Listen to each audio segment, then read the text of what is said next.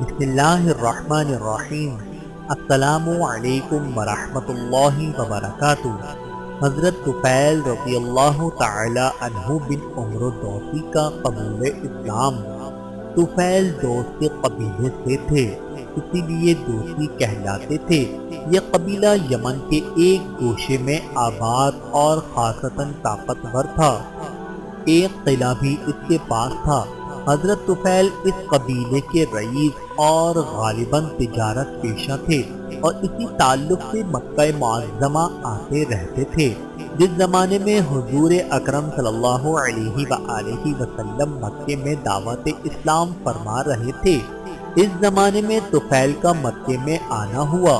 قریش کے وہ اشخاص جو لوگوں کو حضور کے پاس آنے سے روکتے تھے، ان کے پاس بھی پہنچے اور کہا، تم ہمارے شہر میں مہمان آئے ہو، اس لیے ازراہ خیر خواہی تم کو آگاہ کیے دیتے ہیں کہ اس شخص محمد صلی اللہ علیہ وآلہ وسلم نے ہماری جماعت میں پھوٹ ڈال کر ہمارا شرازہ بکھیر دیا ہے اور ہم لوگوں کو بہت تنگ کر رکھا ہے۔ نہیں معلوم کہ اس کی زبان میں کیا سحر ہے، جس کے جھوٹ سے بیٹے کو باپ سے، بھائی کو بھائی سے، بیوی کو شوہر سے چھڑا دیتا ہے۔ ہم کو خوف ہے کہ کہیں تم اور تمہاری قوم بھی ہم لوگوں کی طرح اس کے دام میں نہ آ جائے، اس لیے ہمارا دوستانہ مشورہ ہے کہ تم اس سے نہ ملو اور نہ اس کی بات سنو۔ غرض ان لوگوں نے طفیل کو سب نشیب و فراز سمجھا کر آن حضرت صلی اللہ علیہ وآلہ وسلم کی ملاقات سے روک دیا۔ طفیل نے ان کے خیال سے مباد حضور کی آواز کانوں میں نہ پڑ جائے، دونوں کانوں میں روئی ٹھوس لی۔ اتفاق سے اسی حالت میں ایک دن مسجد کی طرف سے گزری۔ اس وقت حضور خانہ کعبہ میں نماز پڑھ رہے تھے۔ اسلام کا شرف ان کی قسمت میں مقدر ہو چکا تھا، اس لیے تمام احتیاطیں بیکار ثابت ہوئیں اور کچھ آیتیں ان کے کان تک پہنچ گئیں۔ یہ کھڑے ہو کر سننے لگے تو اس میں بڑی دل آویزی سی معلوم ہوئی۔ دل ہی دل میں کہنے لگے، میں بھی کیا وہمی ہوں، میں خود اچھا شاعر ہوں، کلام کے محاسن و معائب کو سمجھتا ہوں، پھر اس شخص کا کلام کیوں نہ سنوں؟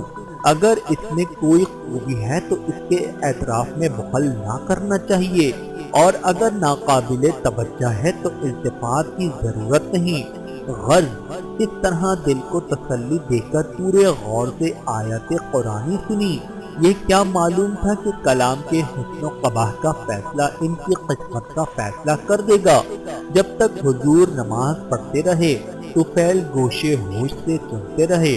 ادھر آپ صلی اللہ علیہ وآلہ وسلم نے نماز ختم کی، ادھر طفیل کی قسمت کا فیصلہ ہو گیا اور وہ بے اختیار نہ آپ صلی اللہ علیہ وآلہ وسلم کے پیچھے پیچھے چلے، کاشانہ اقدس پر پہنچ کر قریش کی پوری گفتگو سنا کر عرض کیا، اس خوف سے میں نے کانوں میں روئی رکھ لی تھی کہ آپ کا معجزانہ کلام نہ سن سکوں، لیکن خدا کو سنانا منظور تھا، اس لیے یہ احتیاط بیکار ثابت ہوئی۔ اب آپ اپنی تعلیمات سنائیے۔ حضور اکرم صلی اللہ علیہ وآلہ وسلم نے اسلام کی تعلیمات بتا کر قرآن کی کچھ اور آیات تلاوت فرمائی۔ طفیل حسن کو متحرک ہو گئے اور بے اختیار زبان سے نکل گیا، خدا کی قسم آج تک اس سے بہتر کلام نہ میرے کانوں نے سنا اور نہ اس سے زیادہ عادلانہ نہ کوئی مذہب دیکھا۔ میں بخوشی اس مذہب کو قبول کرتا ہوں۔ اسلام لانے کے بعد عرض کیا، یا رسول اللہ صلی اللہ علیہ وآلہ وسلم، میں اپنی قوم کا سربر آبرو شخص ہوں، اس لیے چاہتا ہوں کہ وہاں جا کر اہل وطن کو بھی دعوت اسلام دوں۔ آپ دعا فرمائیے کہ خدا اس کار خیر میں میری مدد کرے۔ حضور صلی اللہ علیہ وآلہ وسلم نے اجازت دے دی اور دعا فرمائی۔ گھر پہنچے تو والد ملنے آئے، کہاں قبلہ آپ مجھ سے الگ رہیے، اب آپ کا مجھ سے کوئی تعلق نہیں۔ انہوں نے کہا کیوں؟ کہا میں نے دین اسلام قبول کر کے محمد صلی اللہ علیہ وآلہ وسلم کا طوق غلامی گردن میں ڈال چکا ہوں، اس لیے آپ سے کوئی واسطہ باقی نہیں رہا۔ باپ کی قسمت میں بھی یہ سعادت لکھی تھی۔ بولے بیٹا جو دین تمہارا ہے وہی دین میرا۔ چنانچہ اسی وقت نہلا دھلا کر ان کو اسلام کے دائرے میں داخل کیا۔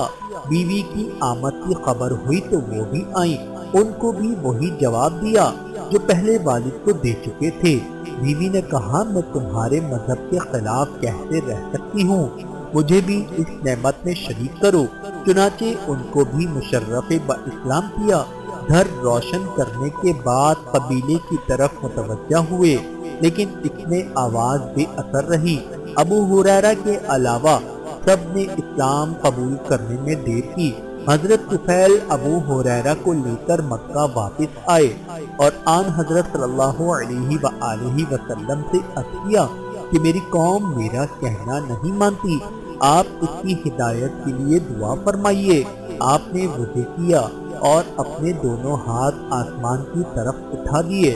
حضرت ابو ہریرہ کہتے ہیں کہ آپ کو اس حالت میں دیکھ کر مجھے اندیشہ لاحق ہوا کہ آپ میرے قبیلے والوں کے حق میں بددعا فرمائیں گے اور وہ تباہ و برباد ہو جائیں گے۔